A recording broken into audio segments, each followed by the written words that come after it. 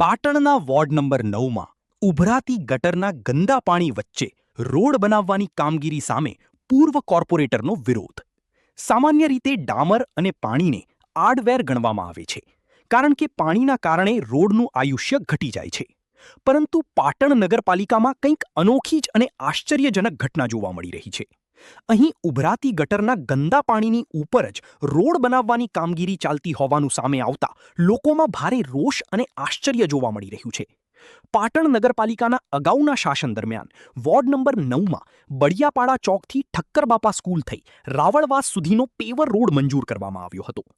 આ રોડની કામગીરી હાલમાં ચાલી રહી છે, જેનું આજે પૂર્વ કોર્પોરેટર ડોક્ટર નરેશ દવે દ્વારા સ્થળ નિરીક્ષણ કરવામાં આવ્યું હતું.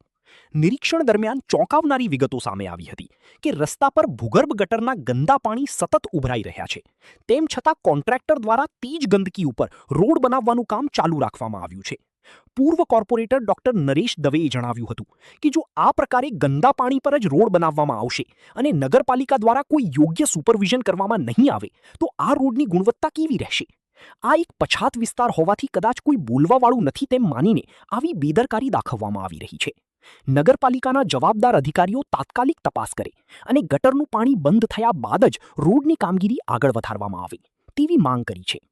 સ્થાનિક રહીશોમાં પણ આ કામગીરીને લઈને અનેક સવાલો ઉઠી રહ્યા છે કે શું સરકારી નાણાંનો આ રીતે વેડફાટ થતો રહેશે? હવે જોવાનું એ રહે છે કે તંત્ર આ બાબતે કેટલી ઝડપથી એક્શન લે છે.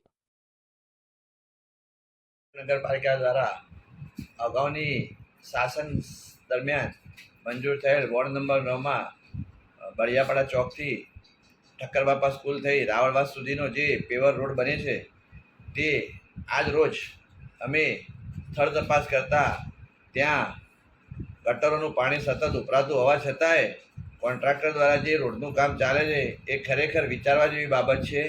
જો આ જ રીતે આવી રીતના જ રોડો બનતા હોય અને કોઈ સુપરવિઝન થતું જ ના હોય તો આ રોડોની ગુણવત્તા કેટલી રહેશે? પછાત વિસ્તાર છે, કોઈ બોલવાવાળું છે નહીં, પણ છતાંય નગરપાલિકાના જે તે કન્સર્ન અધિકારીઓએ આ રોડની તપાસ કરીને તાત્કાલિક પાણી બંધ થયા પછી જ રોડ બનાવવો જોઈએ એવી અમારી માગણી છે.